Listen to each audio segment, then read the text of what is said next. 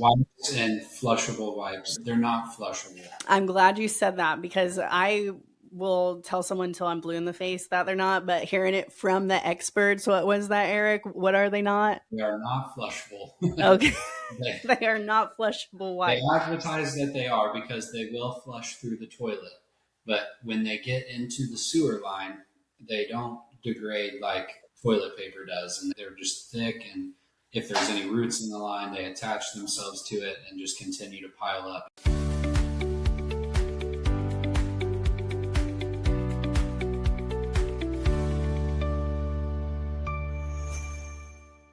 Hello and welcome to Unlocking More with Brittany McWilliams. I'm your host, Brittany McWilliams, and on today's episode, I'm sitting down with Devon and Eric, owners and operators of Exceptional Drain Service, serving Indianapolis areas and surrounding area, a service in excavation plumbing since 2018. They specialize in drain cleaning, sewer replacements, and comprehensive plumbing solutions. Hey guys, welcome to the show. Hello. So guys, what inspired you guys to start the Exceptional Drain Services? The working at other companies and just the way that some of them operate, it didn't really line up with our values, I would say, and just wanting to be able to be a company that can provide the top of the line services and someone that people can always rely on at a cost that is effective, like for everyone, and anybody can afford us to get the best work. Well, I can say that I have drove you nuts. I think it's going to be coming up on a year now with your guys' expertise. You are most definitely some of my go-to guys. And part of that reason is your personal connection that you have. Absolutely love that aspect. I know I can call you or Devon and you guys will get the job done. I mean, heck, we just had a client not too long ago. They had one of their plumbers out that couldn't find the clean out. And you guys were out there digging in, a foot of snow, trying to find the clean out.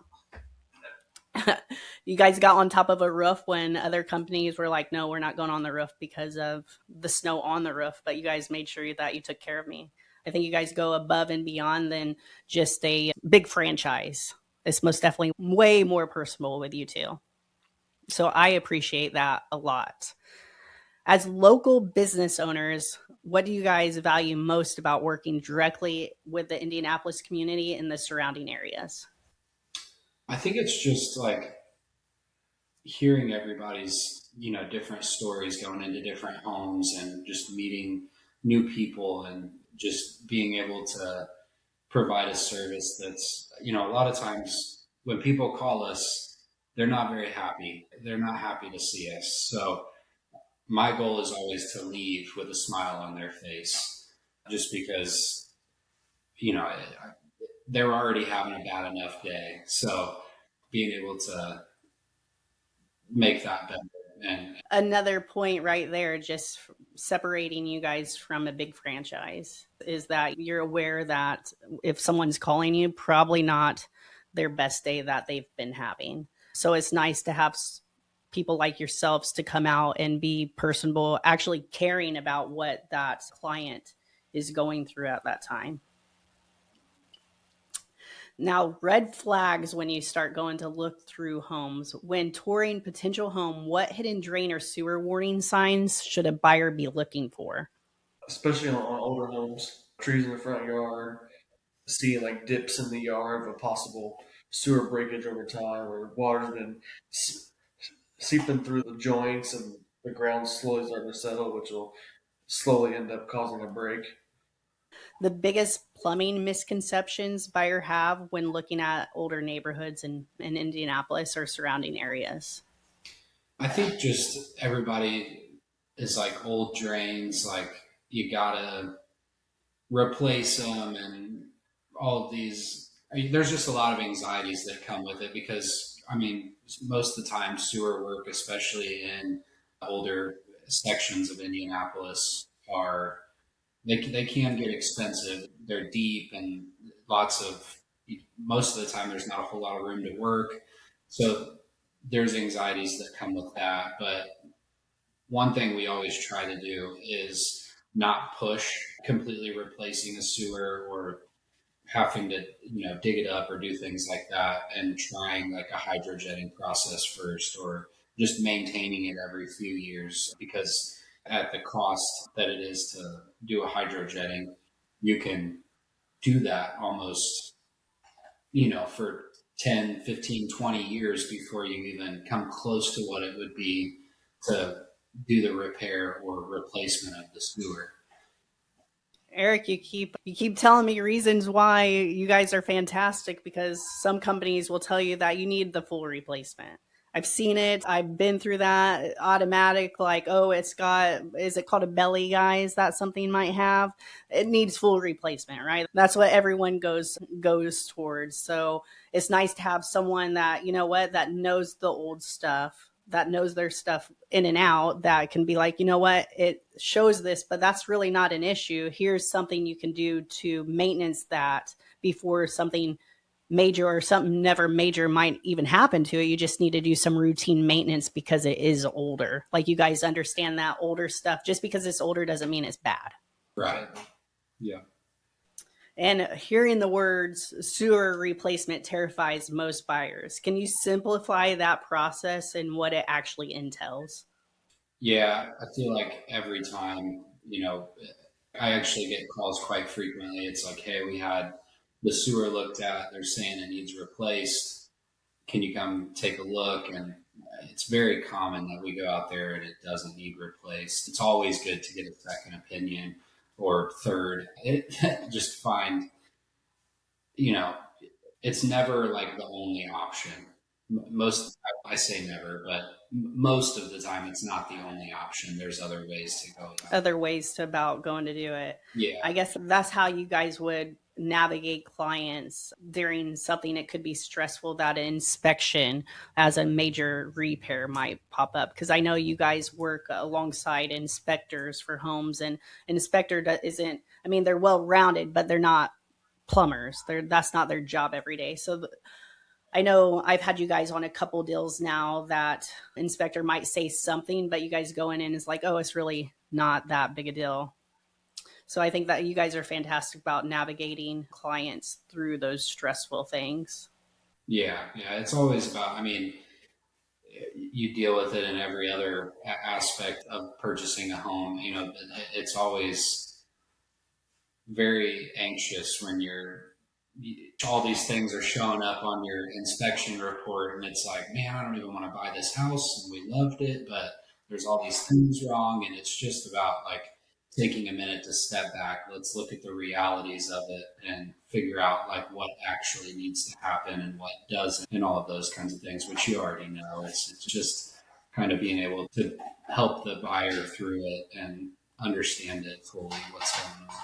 Well, that's what's nice about your guys' company, is that you, like, if I send you a report, you guys will take a look at that report. And even if you guys gotten in contact with clients before, and I'm like, hey, I'm not the expert in this, but let me have Devon or Eric call you so they can go over this and kind of really walk you through what this means. So I think that's great, because like I said, and I'm going to keep saying it through this, like, it's not a normal company dealing with you guys. You can tell that you care, you're compassionate about what you do. And that's so hard to find sometimes in today's world. It's not all about the paycheck, is what I like to say. It's not all about the paycheck. Let's get it taken care of for the client. Some proactive home maintenance. What do you think do you guys recommend some routine maintenance or habits homeowners should start on the day they move in their home? Yeah, just preventative stuff. Just once a week, go upstairs. If you have it upstairs, go upstairs, fill your tub up with water and drop it just to help keep things flowing. Because typically on bigger homes, the lateral is a lot longer than smaller homes, so stuff tends to get stuck in lines.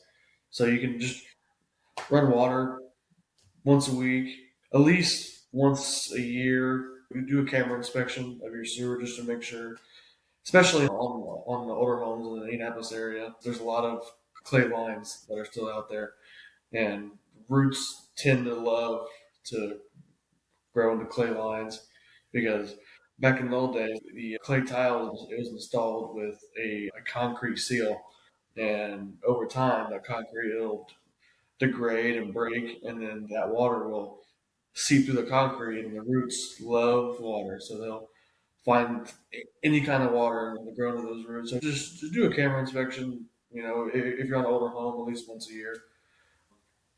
As far as just try and keep things flowing. Like if you're like, hey, I haven't ran this, bathtub in a couple months, just go to the bathtub, turn the water on, because typically what happens is the trap in the bathtub or the kitchen sink, bathroom sink, it'll dry out, and then those sewer gases will come up through those traps, and person will be like, well, I don't know where the sewer smell is coming from, and they spend thousands of dollars of trying to figure out where it's coming from, and all they had to do was turn the kitchen sink on for 5 seconds.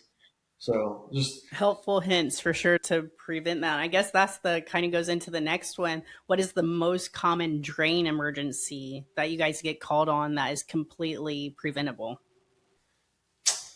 I feel like I have one. I'm not a plumber, but I feel like I have something that I see often, or some people, septic tanks and those darn baby wipes down the toilet.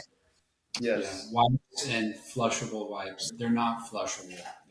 I'm glad you said that, because I will tell someone until I'm blue in the face that they're not, but hearing it from the experts, what was that, Eric? What are they not? They are not flushable. Okay. they, They are not flushable they wipes. advertise that they are because they will flush through the toilet. But when they get into the sewer line, they don't degrade like toilet paper does. And they're just thick. And if there's any roots in the line, they attach themselves to it and just continue to pile up. Even if it's bellied out, they're more of a heavier, they're just heavier. So it sits in that belly of the line and then can kind of pile up that way until it creates a blockage as well. And it's just a simple, like, most of the time they're sitting on the back of the toilet, or, we see them visibly when we walk in and we kind of know what the issue is already. Oh, I know when I see them in a house, especially if I know it's on a septic tank, even if it's not my house, I'm like, oh, I just want to toss them. Yeah. I want to toss them so bad, because I was like, my buyers are getting ready to maybe put an offer in on this house, and I'm seeing flushable or wipes on beside the toilet. Those are no. Yeah. No, big no-nos. Is there anything else that is pretty common that is preventable that you guys notice? Hair Hair. in your bathtub or your shower drain. Honestly, like if it does start to back up a little bit, they sell them really cheap at like Lowe's or little, you can find them almost anywhere, but getting they're advertised when you walk into the plumbing aisles, but one of the sticks that kind of goes down in there and you twist it and it pulls the hair out. Honestly, most of the time that, or if you have a shop vac laying around your house, throwing a shop vac on there and vacuum the trap out of the shower or the sink or the bathtub will get that hair out, and you're back up and running just fine without. I'm guilty of the hair not cleaning out. Yeah. When it starts that, I am guilty of that one.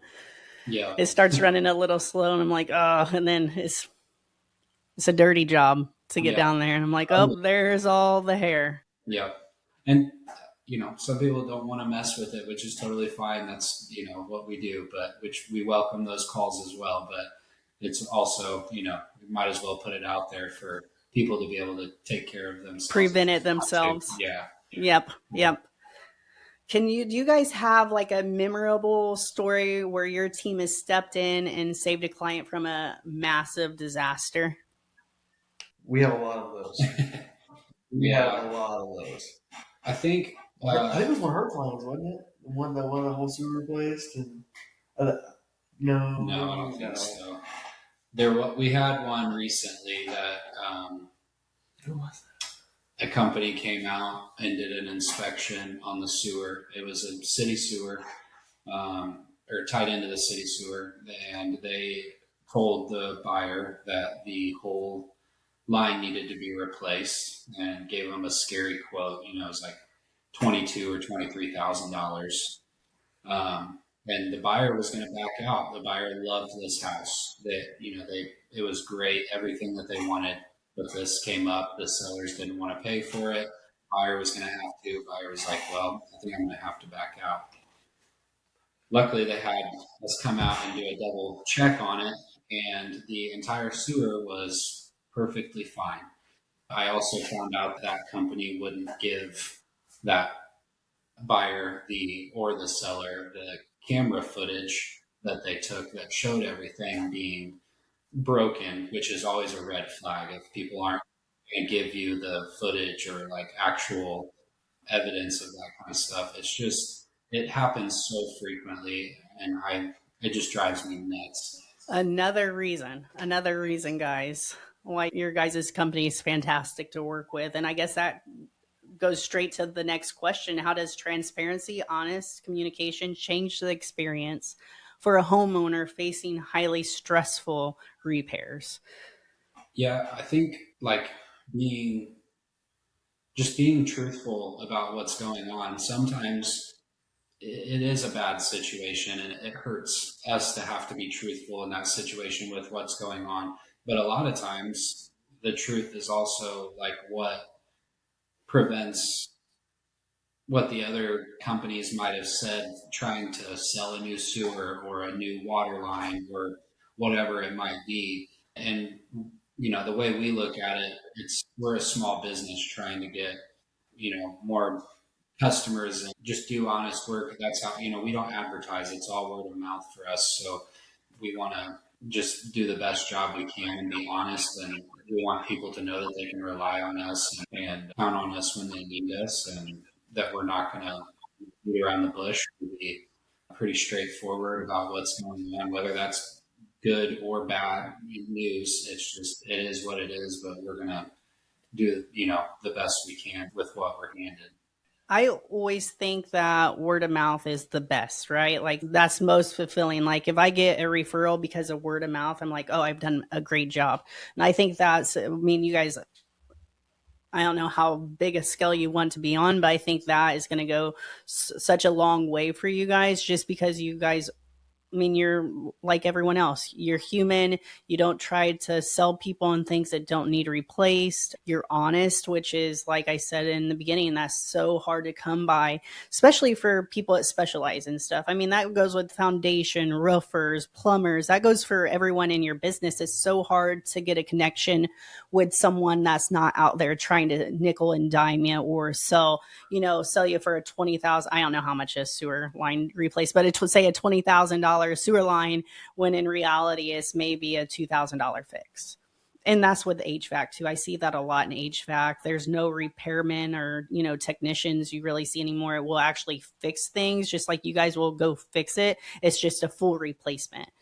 And I don't know if it's whether they just don't have the understanding and knowledge to do that anymore, or their company's just trying to push them off on a new unit, which I know you guys see that a lot in your business. Before working with you guys, I seen that a lot in your business. It's crazy how I can get 4 different quotes and all quotes are saying something different in that quote instead of let's just fix that problem. So when someone is preparing to list their house, for sellers, what drain or plumbing issues should they address beforehand to avoid inspection surprises? What would you guys recommend? I think the biggest is always the sewer scope, just because that's one that a lot of buyers are starting to do more often. So just knowing ahead of time what might come up, or what we need to prevent, if there are a little bit of roots in the line, having those go ahead and have them cleaned out. That way, when the buyer does their sewer inspection, they're cleaned out of the line, and just we give a report on it, and then the seller can just hand that to the buyer. Hey, there are roots that grow in this line sometimes. You might have to take care of them in a couple years. Just check on it, but we've gone ahead and taken care of that already. I think that's probably the most common one. As far as other things, there most of it's pretty basic, like with water heaters or softeners or things like that. They either work or they don't for the most part. So there's not a whole lot you can do on those ends. Yeah. Well, if you're on basements or like crawl space, it's good just to like run some water and go in the basement and see if you see anything leaking. or if you're in a crawl space, have somebody go upstairs or go in the house and run a bunch of water and make sure like the when you flush toilet's not leaking through the floor. Make sure you don't have any like water line drips in the crawl space because that can cause moisture and mold. And if an inspector hits you on that, I mean that's a pretty big thing is moisture in crawl spaces. You can show up to a house and there can be 20 inches of water in the crawl space. Yes. We know that too well, guys. We know that one way too well. Nightmare. I'll have dreams about that forever. Oh, yeah. With you guys say, because some people just aren't handy, right? Like I know I'm not the handiest person to, for pre-listing stuff. So is that something that exceptional drain service could do? Is like if someone said they wanted to, well, of course they would hire you for the scope, but would you guys also do like a pre-inspection where you would just take a peek in their crawl space for them and make them a report? I know I've seen your guys' report for sewer scopes. It's beautiful. It's nice, easy, laid out. I mean, I'm not a plumber and I know how to read it. So is that something that you guys would be willing to do too for pre-inspections? Yeah, definitely. Absolutely. Yep. How often, guys, do you see that neglected sewer lines end up delaying or jeopardizing real estate transactions? Way too often. Yeah, quite often. Quite often. Because, kind of like what we've talked about, it's just a scary situation because you got to be able to use the bathroom. You got to be able to take the shower and run, do your dishes and your laundry. And if there's a problem with the sewer line, it just creates a big scary feeling. So people want a resolution before trying to dive into finishing the purchase of that house. And sometimes that resolution can take a little bit if you have permits involved because you have to replace the sewer or utility locates and things like that. There's just all different things that can delay the process. And most of the time the inspection process is 10 days or less, and it just delays everything. So kind of knowing what's going on beforehand really helps. So that precaution scope that you were just talking about would kind of go in and save the day out of like a small cost compared to the long run of what could be happening. With looking into the future, how are modern tools like cameras and camera inspections changing the way that you diagnose issues and protect local homes? I think they just make everything so much easier. They didn't have these cameras that we have nowadays. 15 years ago, they didn't, 10, 15 years ago, they didn't have the same technology. So being able to actually look at a sewer and see what it looks like and the kind of age of it and how long it's going to last or, all of these things, it helps just be able to create a plan for maintenance or how to move forward with having that sewer or just all different things like that. But I think the hydrojetting technologies have really changed the game as well because for the longest time it's been cable machines with, this running the snake through the line and you get 20-30% of the roots out and then you're having to deal with it again in 6 months because they've grown back, whereas like the hydrojetting can go in and get 98 to 99% of them out and you're good for a few years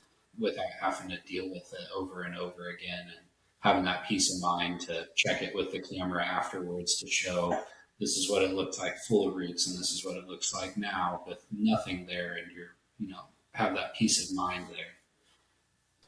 Well, you just answered that. I was going to ask you what that difference is, but because personally I knew that you guys did the hydro just from my experience with you guys, but I didn't know what the actual difference was in between that. I knew you guys were doing it, but because you still see companies using the other way about it too.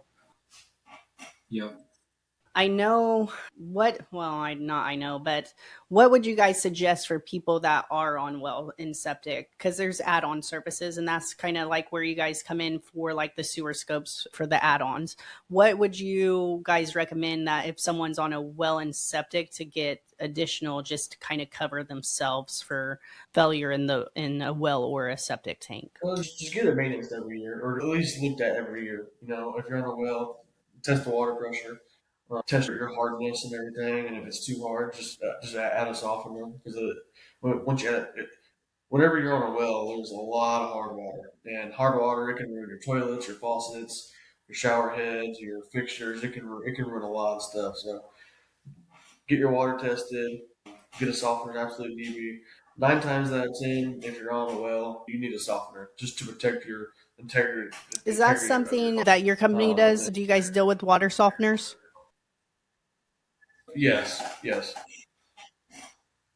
So you guys are kind of a one-stop shop when it comes to people's plumbing needs. yeah, Yeah. yep, Yeah, and run with being on septic as well. Like one of the most common ways that they check the septic when doing an inspection is just running all the water while they're inspecting other things to verify that it's flowing through the septic and out to the fingers. So, doing that once a year, kind of turning every fixture on in the house and letting it run for 30 minutes or so, and just verifying that nothing backs up and, everything's flowing fine, kind of is the best way to go about that, which your water pressure is good with your well too. If you're running all the water, testing the drains and everything is flowing well as, at the same time. Now, say, and Lord forbid, but say if there is a bad finger system out there, what would someone, if they turned on the water and there was an issue, what would they notice that was an issue? Like, what would there be their key thing is like, oh, hang on, I have all this water going, but all of a sudden, like, is there water puddles in the yard or? but you'll definitely hear some gurgling first. I'll hear some gurgling, and because septics normally have 6 fingers, so when one goes bad, it's not necessarily an issue. I mean, it is an issue, but it's not like a major issue. Once you have like 3 of them go out, and you have all your sewage and water going to 3 fingers, it's kind of hard for the fingers to keep up and the leach field to keep up. So you'll definitely start like smelling it. Like if you say your septic's in the backyard, you go out the backyard, you'll definitely start smelling some not pleasant smells. You go, what is that? And you go, you're on septic.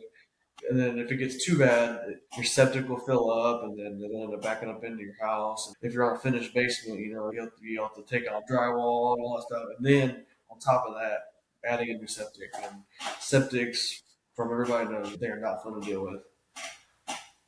So just warning signs. And is the gurgling, that would be for someone that's on city or septic, right? That is like, if you're starting to hear gurgling, it's probably best to go ahead and give you guys a call to see what that gurgling is from. Yep. Gurgling, sewer smell, just things like that. So with people wanting to keep up on their plumbing and maybe they're elderly and they just can't do it themselves, is it something where they could call you guys out to do that yearly maintenance, whether it be spring? Would you guys recommend the spring for the routine plumbing maintenance? Yep. Yeah, spring, like April, May is the best time to kind of keep up with. It's just a good time getting out of the winter months and the snow on the ground. There's a lot of rain going on in the spring, so if you have a clay sewer or just there's roots in it, that they grow quicker in the spring. There's just a whole lot of things that it's like spring's just the best time to kind of do that if you're going to do it on a yearly basis. And I know since we talked about spring and we'll bring up winter, I've had so many clients call about, oh my gosh, my pipes froze. What is some things that people can do to prevent that from happening to them? The best thing is like identifying which faucets might be on exterior walls and kind of running them with a small drip to keep that water moving. That's the best way to be efficient about it. Also leaving like cabinet doors open so that like the air of the house is able to get to the water lines and kind of keep them warm. And if you're on crawl space, it's good to make sure that your crawl space entrance is sealed 100%, because like last winter, we got down to like negative 25 here. That cold air is going to find a way to get into your crawl space. Basements, make sure your basement exterior windows are closed. Make sure there's actually went to one. It was in February, I believe. We had just installed a sump pump, and then he called and said that this sump pump like blew up. And we're like, whoa, what? So we went there and found out that the drainage for the sump pump, it went through the exterior wall and it was not sealed, and it froze the sump pump line. So just finding exactly where that water, that air is coming from, and seal it off to prevent a freeze.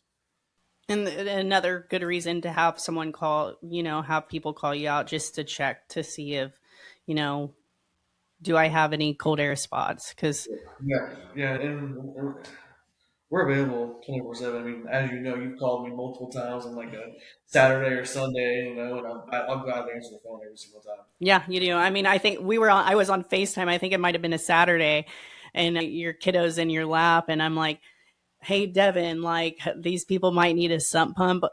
Let me just go take you through the house real quick and see roughly what it will cost and how we get it done. Yep. Yeah. And we're always available by phone call, email, or whatever. And if you're absolutely in an emergency, don't hesitate to call us. Well, don't you worry, guys. I share your number with everyone.